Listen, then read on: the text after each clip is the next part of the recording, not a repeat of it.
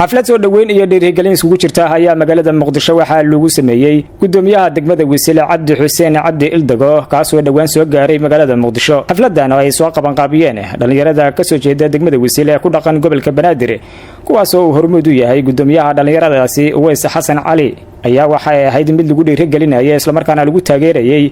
gudoomiyaha degmada Wasiile Cabdi Xuseen Cabdi Ildago وقرنتي حفلة سود وينتا أيا وعكا الله نبضنا ذا بلا سعادة دجمة وسيلة سودا كله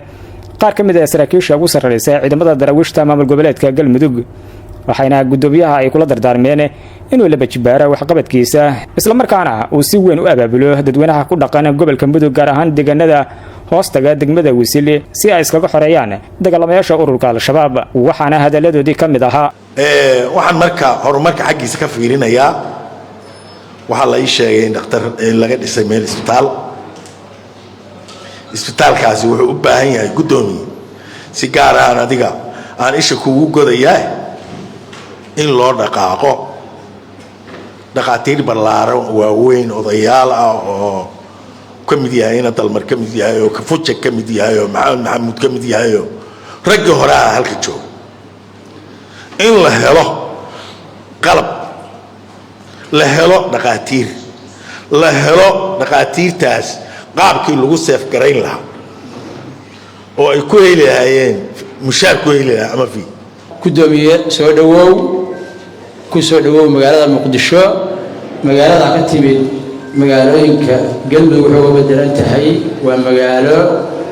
halgan iyo isku xirnaan iyo isku tashi lambar 1 ka gashay anigu muddo 2023 baan tagay ilaa 2024 baan joogay magaalo hilib macaan meel kasta albaab ku qaran yahay ariga la soo arurinayo qof walba qorigiisa iyo neefkiisa isku wato oo halgan ah oo diyaar u ah inay diintooda iyo dalkooda difaacdaan kana fogaaday gabdhahooda wiil ka yimid meel kale oo aan diin lahayn inuu taabtay ka fogaaday waaye ayaa sameeyay maadarinta kale waxa waaye gudoomiye magaalada markii gudoomiye ka horeeyay uu joogay dadku waa isku xirnaayeen waxay isku ahaayeen hal ul ah kii taageersan xisbi kale iyo kii taageersan qof kale hal far ah oo yiraahdo halganka la dagaalanka argagixisada ayaa naga go'naa ayadaas laga rabaa dadka inaad ku haysid keliga magaalada gudoomiye u tahay laakiin waxa qabadka markii la aado dadka halkaan fadhiya qaba inay wax qabtaan gudoomiyuhu waa adeege idinka la rabtaa inaad dhaqaalaha soo aruurisaan idinka la rabaa dadka inaad baraarujisaan idinka la rabtaa dadka inaad meelaha u gashaan dad aqoon leh oo dhalinyaro ah oo firfircoon oo meeshaan fadhiya oo reer wasiileeda ayaa jooga gudoomiyaha asagu waa adeegihii laakiin dadka la rabaa inay garbaha u noqdaan waa idinka gudoomiyada waxa laga rabaa inaad ummadda isku haysid gudoomiye magaalada waa loo soo halgamay waa loo soo hiiliyay maantana meesha ay joogto waxa rabaa in adigu ka qaadid waxaan ka suugaynaa magaalo laamiyada u bilowdeen isbitaalada dhismeen maamulkii hore u kacay meesha maanta ay joogto halka hotel ka dhisan yahay noqoto 10 hotel ka badan magaalada jidadkeeda la furo isbedel ayaa laga rabaa maadaama nin dhalinyaro tahay ayadaan garabkaaga kugu nahay kugu taageerina meel kastoo aan joogno kaliya wax ma qabanaysa insha Allah wana kula qabanayna hadaan reer wasiileed nahay waxaan ka shaqeynaa dadka noo soo gurmaday oo noogu yimid hiilka cadawga hiilka wax kasto oo wasiil cadawga وعرنا مركا إن كفاية ستين هرمون نقول نقطة كلها وحقا ميسيد أننا إن شاء الله قربها نقض ونعدو لها إنمو حلا يقدم يسونه وسيل ماشى مرة يسوي حلقة ربع أنا نبغى يضو لام يله وأنا كاسوينا هلقن كنا بيش سكس عنا هي مرة شوك صد وأنا هلقن كاس إن شاء الله بندل كلا يضو خوارجته عن ضل خلقه حرين ولو أي صوت سيادي وضن كمينة يهود كسودوش يهودنا والله على منا شعبنا والله على منا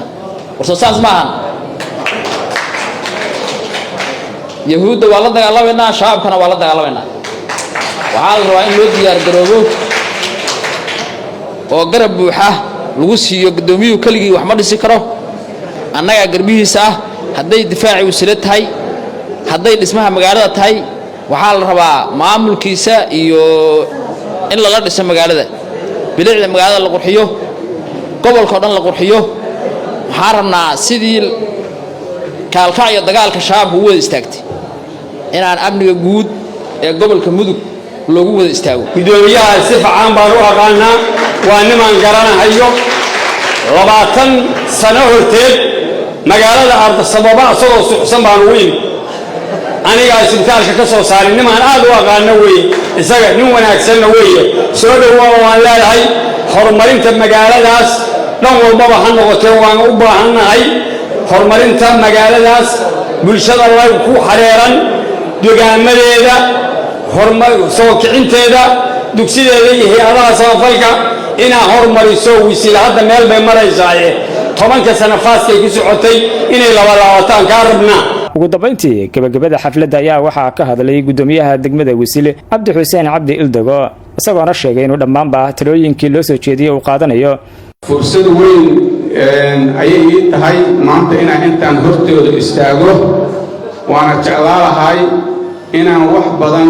oo deegaanadii ka jira ama horumar ama daruufo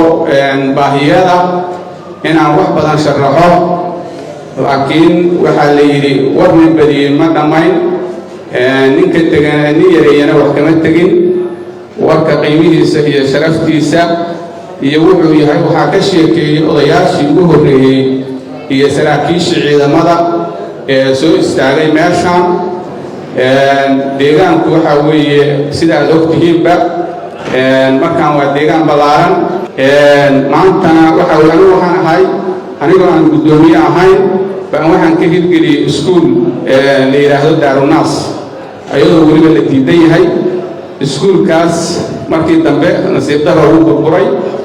markii dagaaladu dhaceen 100 arday oo ka soo baxday baa qaarkood jaamacada dhiga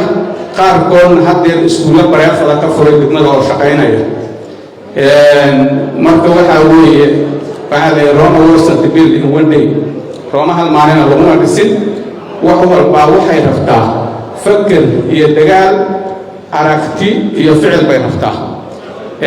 annaga haddaan nahay maamulka degmada isla markii aan meesha imid waxaan qabanay kulan waxaan dhisnay maamul aqoon-yahano ah karti leh aan aaminsanahay inay ka soo bixi karaan hawshaas waxaanan isweydiinay caqabadaha iyo duruufaha ku gadaaman deegaanka iyo sidii looga bixi karo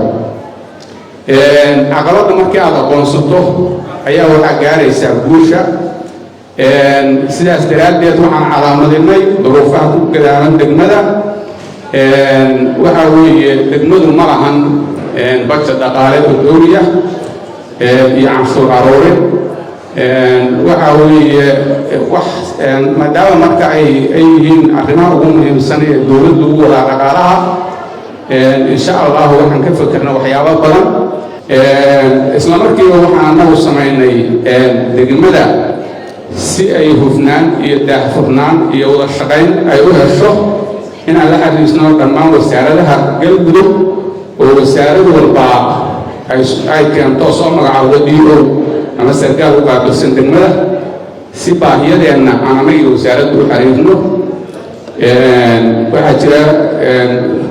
isku duwaha caafimaadka oo wixii caafimaad oo dhan aan la xiriirno isku duwaha gaadiidka iyo booliska isku duwaha caafimaadka isku duwaha beeraha iyo waraabka iyo isku duwaha xanaanada xoolaha dhammaan way shaqaynayaan si loo daadajiyo oo loo fududeeyo si ay u helaan dadku adeeg dadweyne oo dhammaystiran sidoo kale waxaan samaynay oon la xiriirnay waxaa weeye waaxda daddigista ee federaalka si aan u helno adeegyada danabaysan oo lagu diiwaangeliyo dadka si loo ogaado dadka oo dhan inta la diiwaangeliyo markii loo baahdo in gargaar la siiyo kale dadka diiwaangelintooda loo ogaado taasna insha Allah waa noo hirgashay marka annagu waxaan rabnaa insha Allah haddaan nahay maamulka degmada annagoo kaashanayna odayaasheenna iyo culimadiinka inaan waxa weeye isbeddel dhaba la imaanno